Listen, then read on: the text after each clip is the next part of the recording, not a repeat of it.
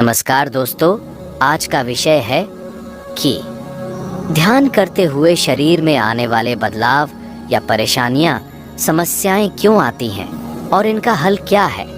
असल में साधक ने ध्यान के बारे में बहुत कुछ सुना और पढ़ा होता है और हमेशा साधक का फोकस ध्यान के अंतिम परिणाम मतलब परम अवस्था को पाने में होता है।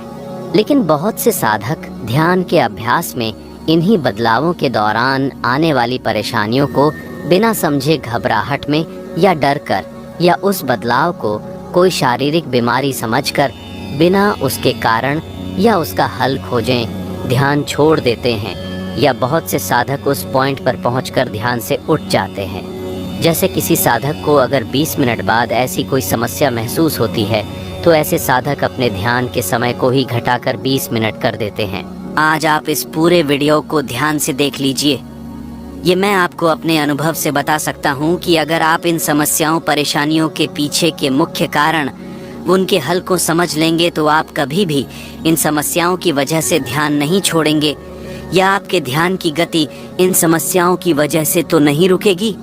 ध्यान के समय एक साधक को महसूस होने वाली ये कुछ समस्याएं हैं, जैसे कि सिर में दर्द, सर भारी महसूस होना, थर्ड आई या तीसरे तिल, माथे के बीच अजीब सा खिंचाव महसूस होना, ध्यान के समय चेहरे पर पसीना आना, गर्माहट सी महसूस करना या झुंझलाहट सी महसूस करना, पेट और छाती में हलचल सी महसूस होना जैसी कोई चीज अंदर घूमने लगी हो, अचानक से शरीर में पैरों से लेकर सर की तरफ एक झटका सा महसूस होना, अचानक पूरे शरीर में झंझनाहट, वाइब्रेशन सी महसूस होना। कई बार साधक को महसूस होता है कि उसका गला रौंद गया है या सांसें ही स्लो हो गई है, कम हो गई है या दिल की धड़कन बढ़ी हुई महसूस होती है। एकदम आप पाते हैं कि आपके दिल की धड़कन बहुत बढ़ गई है। हाथों में या हथेली और उंगलियों में बिजली का करंट या एनर्जी से महसूस होना, ध्यान में बैठे हुए शरीर का हिलना महसूस होना, गले में से कोई चीज गुजरती हुई सी महसूस होना जैसे ऊपर की ओर कोई चीज बहने लगी है, हाथों में भारीपन महसूस होना और गर्दन में अजीब सा अकड़ाहट महसूस होना। जैसे आप अभी ध्यान से नहीं उठे तो आपको पैरालिसिस अटैक या लकवा मार जाएगा। ये वो एहसास है, समस्याएं हैं, परेशानी है जो एक साधक के जीवन में हमेशा आती है। इन सभी बदलावों का जो मुख्य कारण है वो है हमारी चेतना, एनर्जी, क्रिएटिव पावर, कॉन्शियसनेस। आप उसे किसी भी नाम से समझे, इसी शक्ति से हम बात कर पाते हैं, चलते फिरते हैं, दिन भर के सभी काम करते हैं। यही वो एनर्जी है, पावर है जो हमें दिन भर दौड़ाए रखती है। लेकिन जब हम ध्यान में बैठते हैं तो क्या होता है कि जो एनर्जी बोलने, चलने फिरने, काम करने में लग रही थी, सबसे पहले तो आसन में बैठते ही उस एनर्जी का खर्च होना रुक जाता है। अब आसन में बैठने के बाद साधक अपने ध्यान को सिर्फ तीसरे तिल पर टिकाने की सोचता है, साथ में सुमिरन या मंत्र जप कर रहा है। लेकिन जब आपका ध्यान आंखों के ऊपर धीरे धीरे टिकने लगता है, जिसे आप ऐसे भी समझ सकते हैं कि ध्यान में जैसे जैसे आपकी एकाग्रता बढ़ती है तो आपकी चेतना शक्ति जो हमारे पूरे शरीर में फैली हुई है वो पैरों के अंगूठे से लेकर सिमटना शुरू होकर वापस ऊपर की ओर चलती है। जबकि हमारे शरीर को जब से हमने इस दुनिया में जन्म लेकर पहली सांस ली थी तब से वो शक्ति ऊपर से नीचे बह रही थी। तो ये सभी बदलाव, परेशानी, समस्याएं इसीलिए आपको महसूस होती है क्योंकि हम ध्यान के समय अपने शरीर की चेतना शक्ति के बहाव को एकदम उल्टी दिशा, टोटली ऑपोजिट, रिवर्स कर रहे होते हैं। तो जिस प्रकार आपका मन ध्यान से धीरे धीरे सहज होकर प्रेम, श्रद्धा, विश्वास से भर जाता है, उसी प्रकार आपके शरीर को भी चेतना शक्ति के इस सिमटाव का और वापस ऊपर की ओर बहाव का धीरे धीरे अभ्यास होता है। और एक समय ऐसा आता है कि आपकी चेतना को पैर के अंगूठे से लेकर सर की चोटी तक सिमटने में सिर्फ 2 मिनट से भी कम का समय लग सकता है।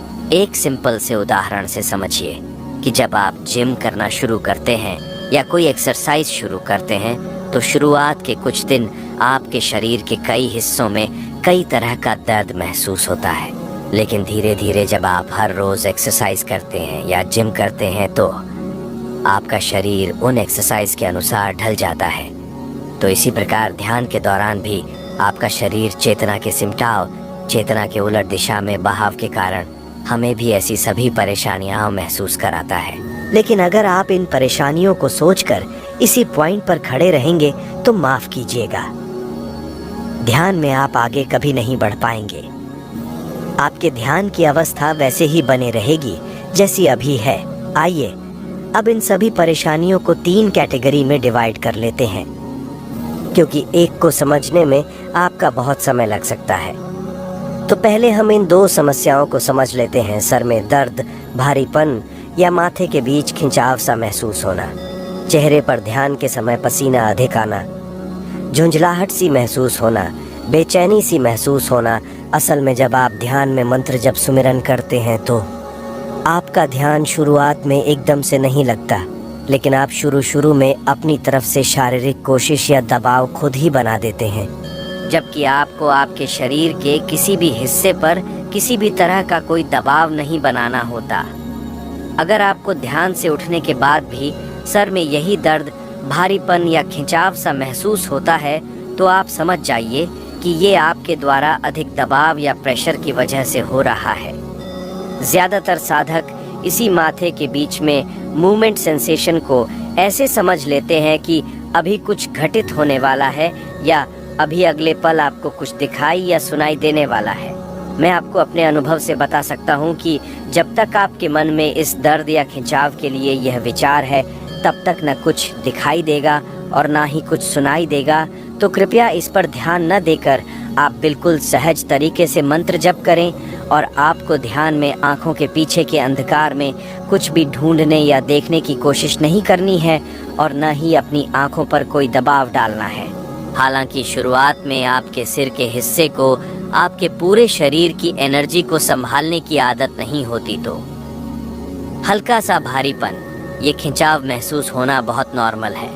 इसीलिए कभी कभी साधक को सर में और चेहरे पर पसीना और गर्माहट सी महसूस होती है। ध्यान से उठने के बाद अगर आपको कोई खिंचाव या दर्द महसूस नहीं होता तो इससे आपको परेशान होने की कोई ज़रूरत नहीं है। धीरे धीरे अभ्यास से ये अपने आप नॉर्मल हो जाता है।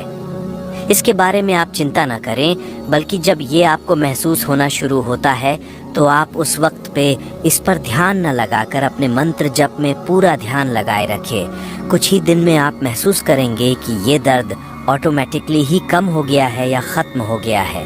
उसके बाद आपका इसकी तरफ ध्यान जाना ही बंद हो जाएगा।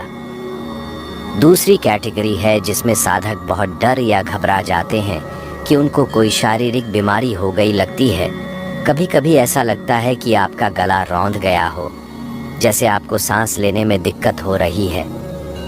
ऐसा भी लगता है कि सांसें उल्टी चल पड़ी हो या सांसें बंद सी हो गई हो, कम हो गई हो या दिल की धड़कन बढ़ गई हो। हाथ और गर्दन भी भारी से महसूस होते हैं। ऐसी अवस्था में साधक का डरना बहुत नॉर्मल है। आइए इनको समझ लेते हैं।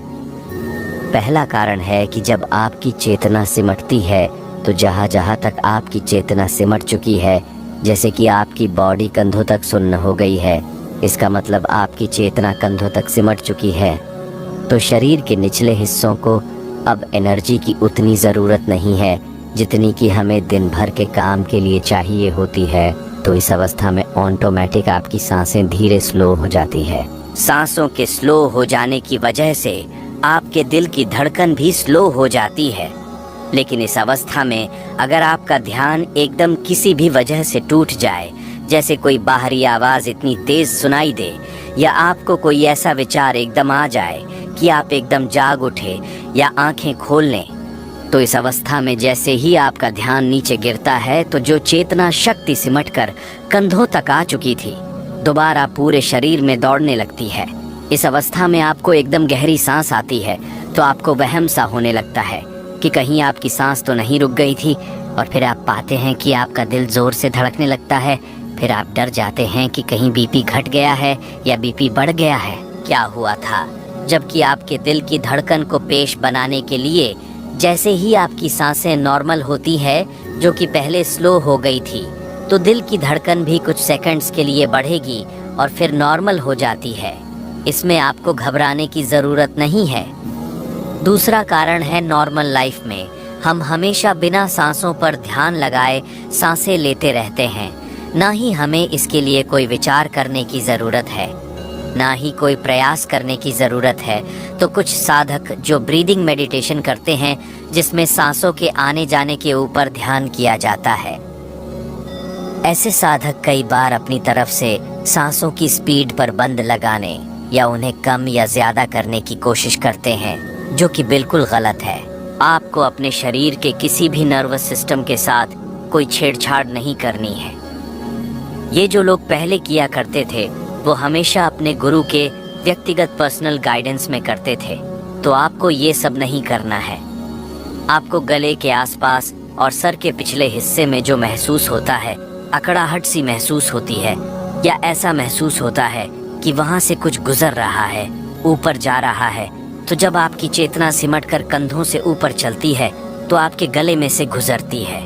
इस अवस्था में शुरुआत में साधक का गला सूख जाता है और फिर गर्दन में अकड़ाहट सी महसूस होती है। जब चेतना शक्ति गले में से गुजरती है, उस वक्त आपको शरीर के निचले हिस्सों में भारीपन महसूस होता है, लेकिन कोई दर्द या परेशानी उस वक्त नहीं होती। तो आप पहली बार अपने शरीर को एक पत्थर की तरह टिका हुआ सा महसूस करते हैं, जिसमें कोई सेंसेशन फीलिंग नहीं है। जब तक चेतना का ध्यान नीचे नहीं पहुंचा जाता, आपको महसूस होता है कि आपके शरीर पर कोई कंट्रोल नहीं है। ऐसे में डर लगना स्वाभाविक है। तीसरी और अंतिम कैटेगरी की समस्याएं, जैसे कि पेट और छाती में हलचल सी महसूस होना, जैसे कोई चीज़ इधर उधर घूमने लगी हो, अचानक पूरे शरीर में झंझनाहट सी महसूस होना, अचानक से शरीर में पैरों से लेकर सर तक एक अजीब सा झटका महसूस होना, ये सभी फीलिंग्स, परेशानी, समस्याएं आपको जब फील होती है जब आपकी चेतना शक्ति सिमटकर ऊपर की ओर बहती है और शरीर के किसी भी हिस्से में जहां कोई ब्लॉकेज होती है, वहीं पर चेतना शक्ति सीधे ऊपर ना जाकर दाईं और बाएं तरफ फैलने लगती है। अब वो फोर्स पैरों से सिमट चुकी है और दूसरी तरफ आप ध्यान आज्ञा चक्र पर टिकाए हुए हैं। ध्यान के एकाग्रता से उस एनर्जी को और ऊपर सिमटने के लिए प्रेरित कर रहे हैं। इस अवस्था में अगर एनर्जी की फोर्स कम है तो आपके हाथों, पैरों, जांघों, कमर पर, पेट में, छाती में गर्माहट या कुछ घूमता हुआ या कुछ मूवमेंट सी फीलिंग होती है। लेकिन अगर आपके ध्यान की एकाग्रता अधिक है और एनर्जी की फोर्स ज़्यादा है, आपको ऐसे झटके महसूस होते हैं कि आपके शरीर को झकझोर देते हैं, जिससे आपका ध्यान एकदम टूटता है। सांसें एकदम तेज महसूस होती है, उसी के अनुसार दिल की धड़कन बढ़ जाती है। ऐसी अवस्था में साधक डर जाता है तो ये इस तरह की वाइब्रेशन भी आपको महसूस होती है। इनसे घबराने की जरूरत नहीं है। आपको शरीर में इस तरह की कोई भी हलचल महसूस हो, ये आपके ध्यान को नीचे ले आता है। आपको तुरंत इन सब चीजों की चिंता के बगैर अपने ध्यान को आंखों के ऊपर, माथे के बीच में ले जाना है। जब तक आपकी बॉडी की सभी ब्लॉक क्लियर नहीं होंगी, आपको इस तरह के झटके, वाइब्रेशन और सेंसेशन सी महसूस होती रहेंगी। लेकिन अगर आप इसे किसी पॉइंट पर छोड़ देंगे तो ये सेंसेशन कभी भी क्लियर नहीं हो सकती। आप 20 साल भी इसी पॉइंट पर अटके रहेंगे। 20 साल आपको झटके ही महसूस होते रहेंगे। जैसे ही आप ऐसी किसी अवस्था में खुद को महसूस करें तो अपने गुरुजी या परमात्मा को याद करें और दोबारा से ध्यान को एकाग्र करें। कुछ दिनों में आप पाएंगे कि वो सेंसेशन जैसे बंद हो गई है। पूरे प्रेम, श्रद्धा व संपूर्ण विश्वास के साथ ध्यान करें। आप परमात्मा को याद कर रहे हैं। ऐसे में आपके साथ क्या गलत हो सकता है? आशा करता हूँ आज की जानकारी से आपको आपके ध्यान में कुछ फायदा मिलेगा। कुछ परेशानी फिर भी आए